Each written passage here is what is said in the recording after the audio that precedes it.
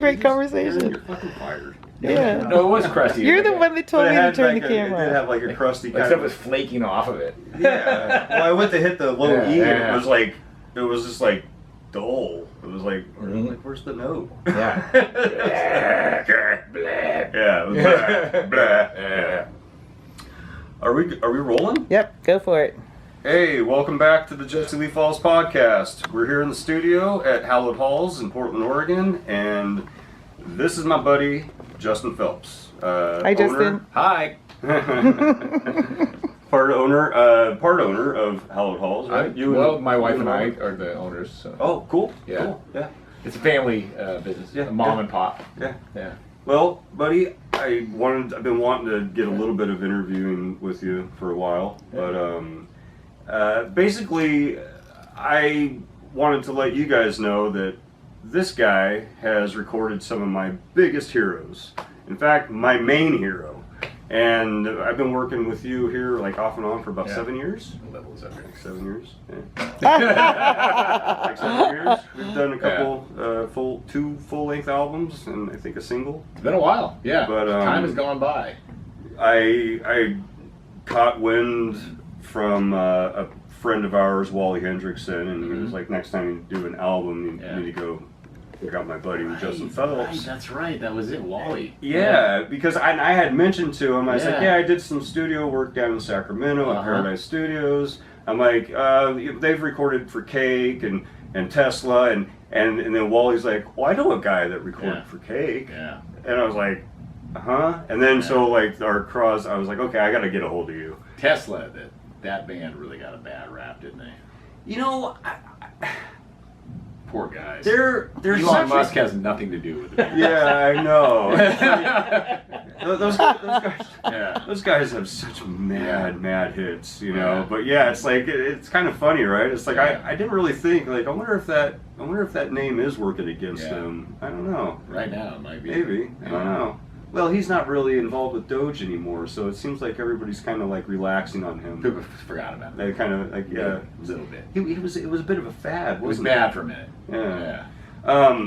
Now I didn't want to name drop a bunch, but I heard that you, when I first contacted you, we were on the phone, and I had asked because you mentioned that you were doing work through Hyde Street Studios in San Francisco. Yeah.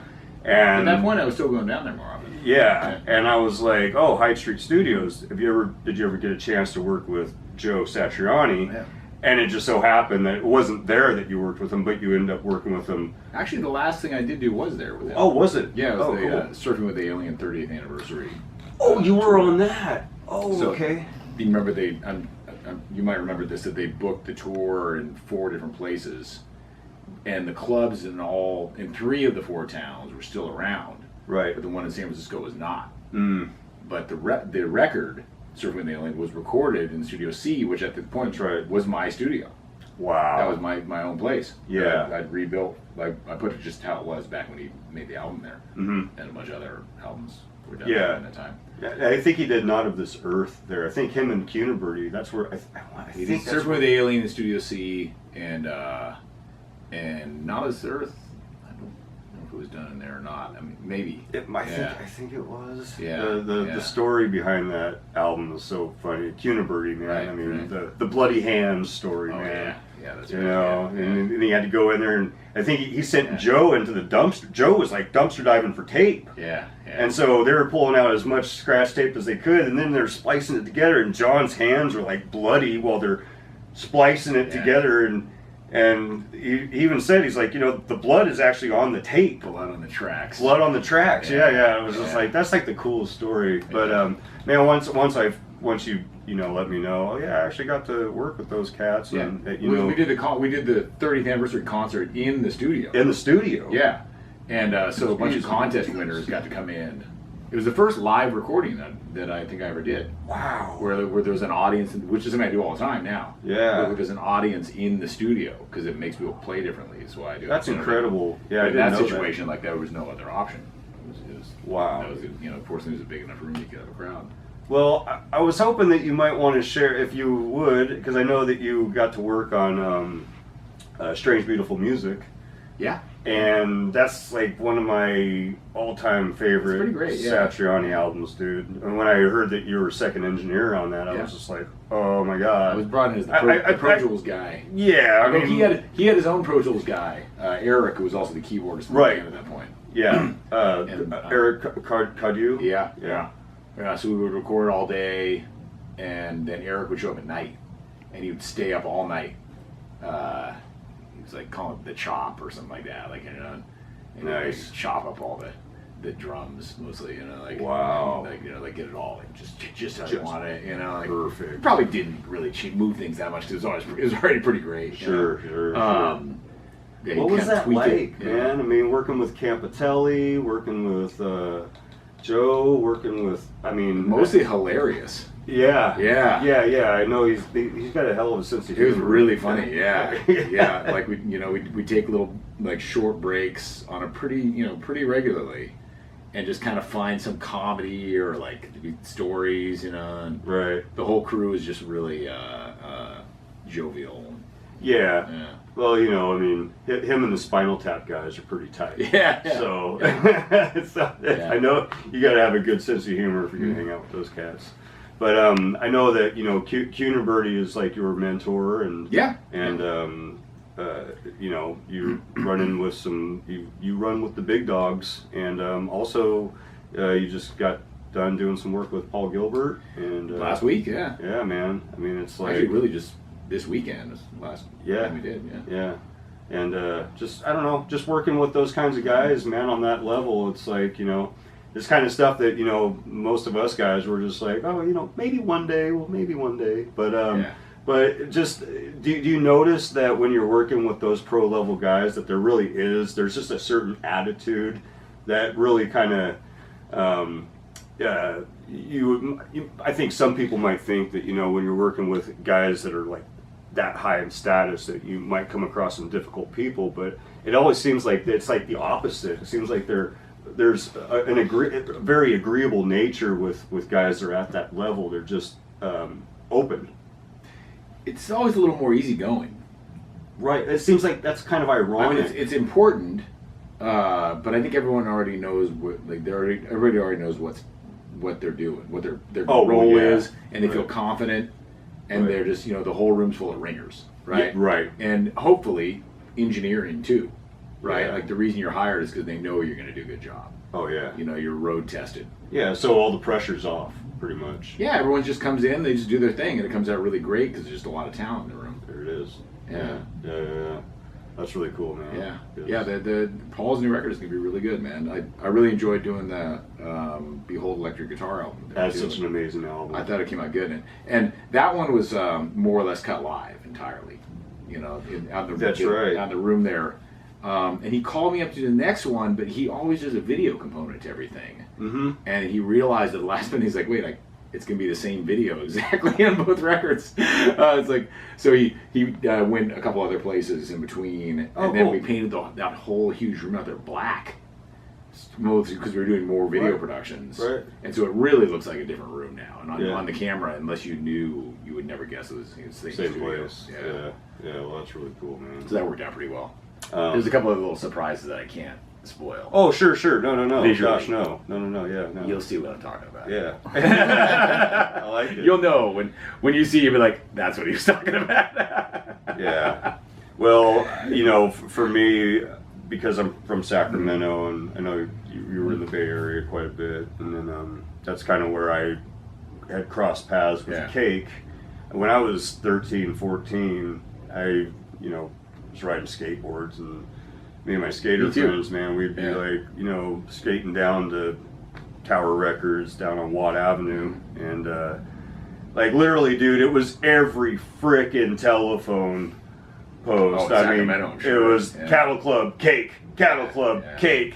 I mean, you know. Well, they're back at it, man. Oh yeah. I mean, it's like, and then when I moved up to Oregon, that's they ended up putting their first video out on MTV, and I was like, wait a second, Cake? I was like,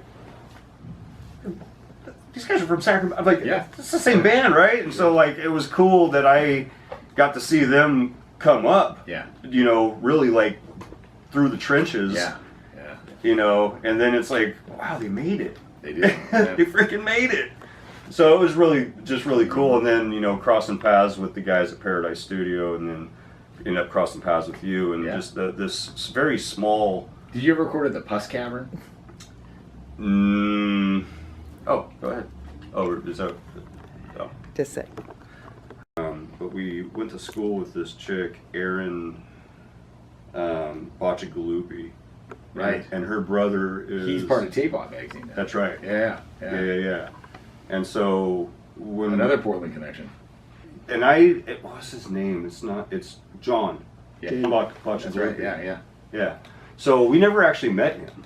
Mm-hmm. But we went to school with his sister, and she was always, you know, coming up to us and being like, well, you know, my brother, you know, you guys should go record with my brother. Yeah. We were in the 8th grade, man. We were just like, dude, like, we didn't have any songs. Well, she's got that thing rolling again. Should we talk about the Pus Cavern? Yes, yeah. So, you're not sure if you were ever recorded there.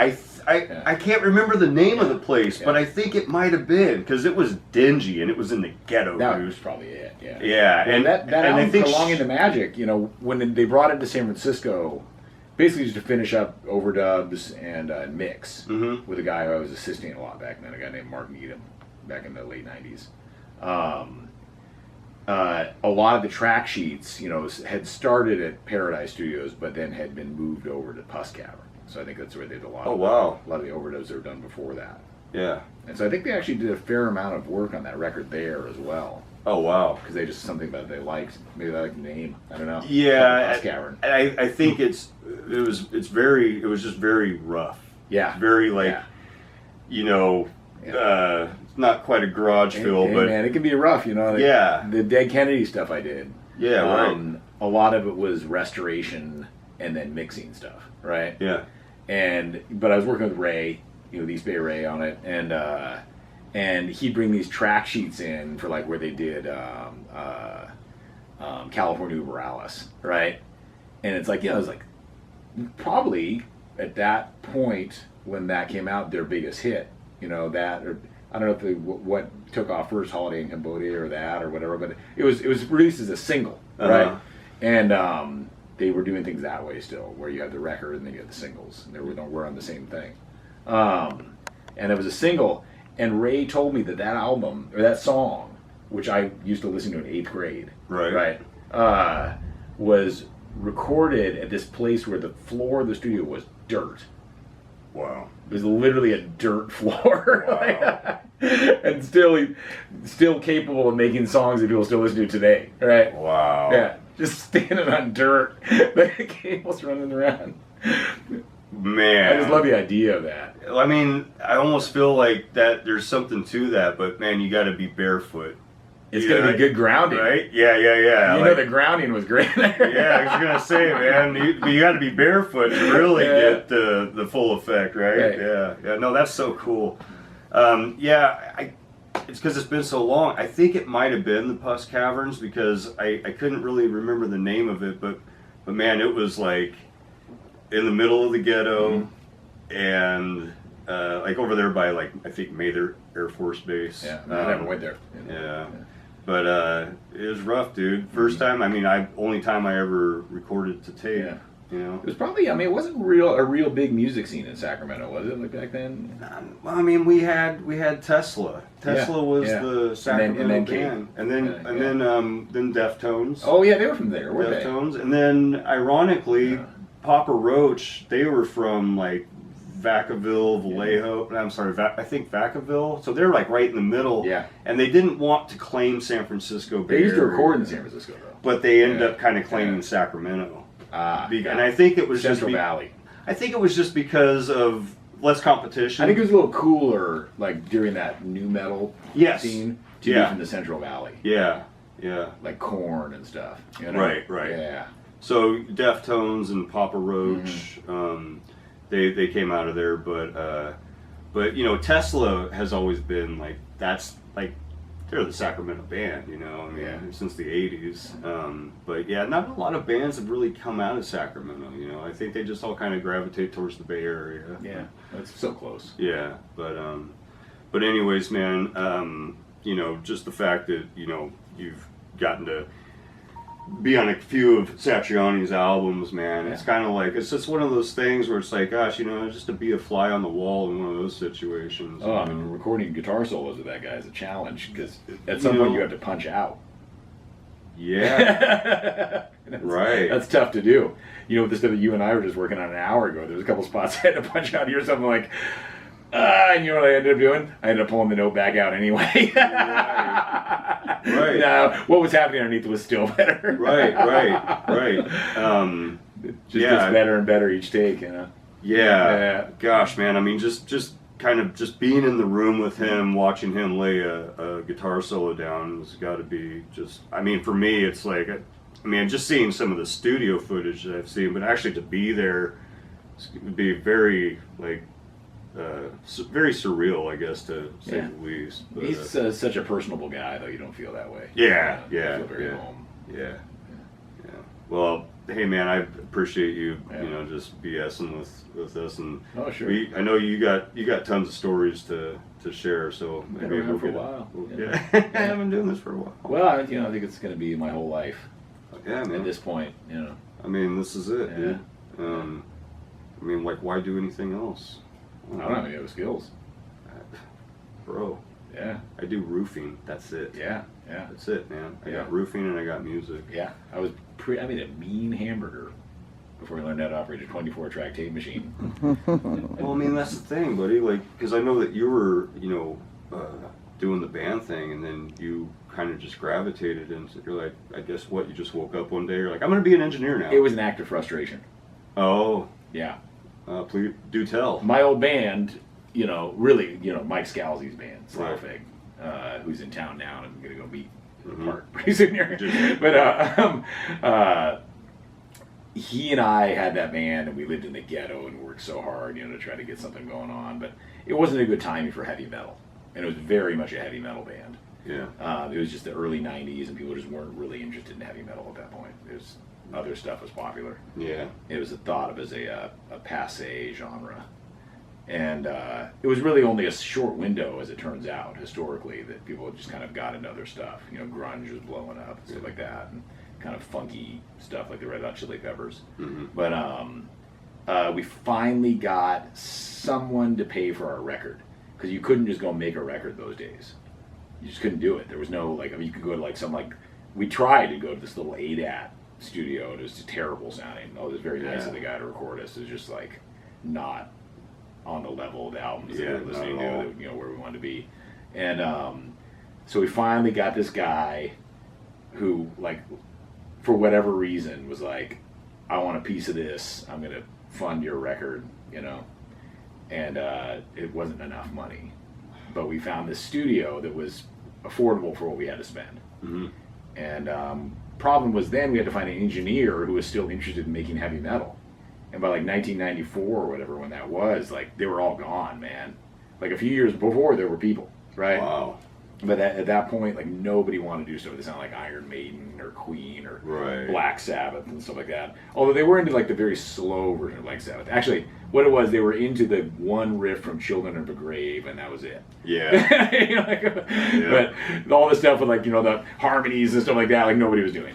And so that's what we were doing then. It was the thing for a while, yeah. Anyway, so we get this guy who was the closest thing we could find. A guy who knew how to do guitar kind of stuff, and he turned out to be entirely the wrong guy. Mm-hmm. But I remember I had a nice rig. I had a really killer 70s BC Rich Mockingbird bass and an SVT and an 810 cabinet. And we practiced every day. Right, we were determined to get something going on, and just had sacrificed everything other than our party lifestyle. But that was really all we did was practice and party. Yeah. And so come back in after the first take in the studio we're in, and I hear this horrible, a hollowed out bass sound, and I'm just like, hey man, is there anything you can do to make my bass sound better? And he's at the board like this, he's like, no. Right there. You were like, I'm going to be an engineer. Yep. You're like, I'm never gonna deal with after the difficult. desire to throttle him died down a Yeah. little bit. Then like I thought about it, and like I'd heard of this place where you could take recording classes, and I went and took one. And then that's the ironic part is that ultimately I went to recording school. I had to leave the band. Yeah. It was a change of careers. They went on tour. I went into like the full-time education thing. That's a hell of a pivot. Man. Yeah. I mean, did you have any kind of like reservations, or was it just like, this is what I'm fucking doing, man? I mean, was it just like, this is, did it feel like that was just the path? Well, I mean, I want to make a living. Yeah. And I also knew where all my money had been going. Right. Yeah. I was like, well, those guys make a living, and they're making music all day. If you have somehow maybe that'll work better. You know? Yeah. And it turned out it worked out okay. Yeah. It's been good, man. Yeah. It's been good. It hasn't been easy, No, gosh, no. Yeah. But, and I'm not exaggerating. I mean, it's taken me 30 years to finally find the guy that I want to work with. Yeah, hey. So, I mean, because I've ran the gambit. Mm-hmm. I've worked with studios that were extremely professional. The guys were nice. They were, super professional, but, did they really understand like the music completely? I don't know. Then there's been other places where the dealing with a difficult engineer, and that doesn't fly. Yeah. Like literally, like once I catch wind, if you're just kind of a difficult, disagreeable. But then there's also been like other studios where, professional engineer and owner, but the place is so freaking sterile. Yeah. Like clinically sterile, and it's like, oh gosh, it's just, I don't know. It's like there's something about the energy that it's like it's almost too. I haven't worked in a lot of studios like that, but I think in history there's been a lot. Yeah. Maybe some bigger cities. Literally, where it's like I'm in the main room and I'm playing the guitar, and like you're in a vacuum. Like the soundproofing is almost like too good. I mean, engineers used to wear lab coats and stuff. Yeah, exactly. Yeah. But so really finding the right combination of the guy who's running the helm with the right attitude, who also understands the music that you're doing. It should be an honor to work in people's music. Yeah, right. And I mean, I, for a long, long time now, have really, really prioritized keeping a really good attitude in sessions, like not being that guy you're talking about. Amen. And I have to say, since there's a camera here, if anybody in the last 30 years has ever caught me on the wrong day where there was something going on in the background, I'm raising 2 children and stuff like that, and I just maybe was like, like a little less than like... Right. Yeah, right. The whole time, I apologize. I'm only human. But most of the time, I try to be the cheerleader. Yeah, you're like, there might have been one day where I didn't have enthusiasm. I'm sorry. It's like you owe $10,000 to the IRS. Time to go to work. Right. Yeah. You're still in here cheerleading for the people. Yeah. But most of the time, I've been able to keep a pretty good attitude because I love what I do, and also like it's a special thing. You go in the studio; it's a big deal, right? It's a big deal, man. And for someone to trust you to work on their music, I think is, like I said, I think it's an honor, and I consider it a great responsibility. Yeah, thanks, man. Yeah. Because we love you to death, bro. I mean, two albums, man, and here we are working on our 3rd one, and you were the one that kind of finally were like, dude, instrumental album. Well, I was just wanting to hear it. Yeah. No, I mean it's something I've talked about for years, and so it's just another kind of like-mindedness where it's like, you're picking up on ideas that I've been like thinking about already for a while, and so it's like it's the validation. It's like there it is. Like, okay, that's what we're doing. Yeah. So this song is really, I'm excited about this tune just because. It's not the funk vibe that I usually do. But it is a ripper. It's a ripper, dude. I mean, it rips so much. It's got that raw, like, it's that raw rock and roll, dude. It's just straight up rock and roll. Yeah. And so anyways. Tell the story of how that came to be. Well, I don't know if we have enough battery power for that. But I did want to say that, it's exciting to be able to come in here and basically throw different genres at you. Yeah. And you're just right on it, man. Oh yeah. And I think it also has a lot to do with the fact that, you know, you and I not only are from the Portland area, but we're from like the Bay Area, Sacramento area. Yeah. So following the kind of like the same bands, same just, bands, yeah. you know what I'm saying? Our age differences, we're not so far apart Not that that far. Yeah. you know, we're in completely different worlds musically. No. And then, Although I got to say, I've been working with some Gen Z musicians, yeah, and you'd be surprised like how easy it is to relate artistically that's with great. those guys. Like they really I think because they grew up with such a huge palette, like a historical palette to like listen to and get into. Mm-hmm. And you know, I mean, man, like there's like 21-year-old musicians that are just like what do we have, the same record collection? Yeah. You're like, how's that even possible? That's so cool though. Yeah. That's You know, it's so just a cool. special thing about just, you know, the way the internet culture is and the streaming and stuff like that. They'll just, you know, and I think that generation in particular, they just really get into what they're into. And if it happens to be the same thing that you're into, like they understand. Yeah. There's no age gap there. Yeah. That's I'm excited about that. I can't wait to hear what that generation does artistically. right. You know, I'm not tripping on the AI stuff, man. The AI stuff is, don't care. It's not. I mean, It's always just copying what we do. And as far as I'm concerned, it's actually just going to build more value for us because people are going to value the human element of music even more. Yeah. I mean, honestly, I think that it's going to have an ironic effect. Yeah, AI can't play live or shit either. No, man. It's really bad. Yeah. It's really boring to watch in concert. Yeah. Nobody's going to pay to see that. You know? Like, nobody Not very cares, exciting. dude. No. Hey, man, thank you for taking time to talk to me, man. Been wanting to do this. And we'll do this again, man. Yeah, man. But, Cheers. Yeah. All right. See you guys.